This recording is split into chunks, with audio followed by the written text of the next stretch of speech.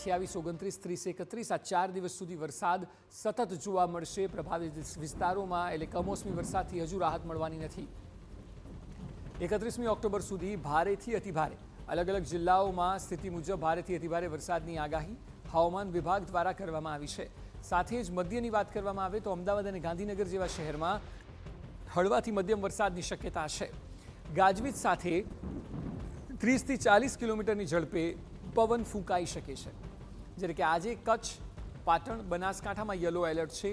એ સિવાય દક્ષિણ ગુજરાતની વાત કરવામાં આવે તો અનેક ભાગોમાં ભારે વરસાદની શક્યતા છે, જેમાં મુખ્યત્વે દક્ષિણમાં ભરૂચ, સુરત, નવસારી, ડાંગ, વલસાડમાં વરસાદની આગાહી કરાઈ છે. જ્યારે સૌરાષ્ટ્રની વાત કરવામાં આવે તો સૌરાષ્ટ્રમાં જૂનાગઢ, અમરેલી, ભાવનગર, દ્વારકા અને ગીર સોમનાથમાં પણ ભારે વરસાદના એંધાણ છે. એટલે દક્ષિણથી લઈને સૌરાષ્ટ્ર સુધી વરસાદ જોવા મળે છે. જે જગ્યાએ યલો એલર્ટ છે તેમાં આપણે ગ્રાફિકલી સમજાવી રહ્યા છે. આપ જુઓ, ભાવનગર, અમરેલી, ગીર સોમનાથ અને જૂનાગઢ જ્યાં આજે પણ એટલો વરસાદ છે.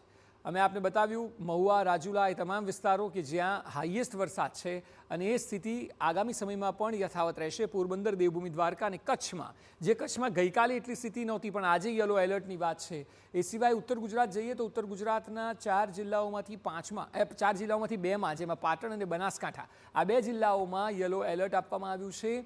અગેન વાત ઓરેન્જ એલર્ટની બુધવારે તો અમરેલી અને ભાવનગર આવતીકાલે પણ ઓરેન્જ એલર્ટ આપવામાં આવેલ છે. એ સિવાય દક્ષિણમાં ભરૂચ, સુરત, નવસારી અને વલસાડ તમામ જિલ્લાઓમાં ઓરેન્જ એલર્ટ છે.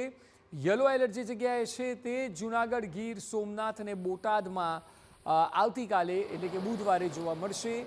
એ સિવાય આજની જે વાત છે તેમાં વલસાડ, નવસારી, સુરત, ભરૂચ તમામ જગ્યાએ છે. આપ સ્થિતિ જોઈ શકો છો.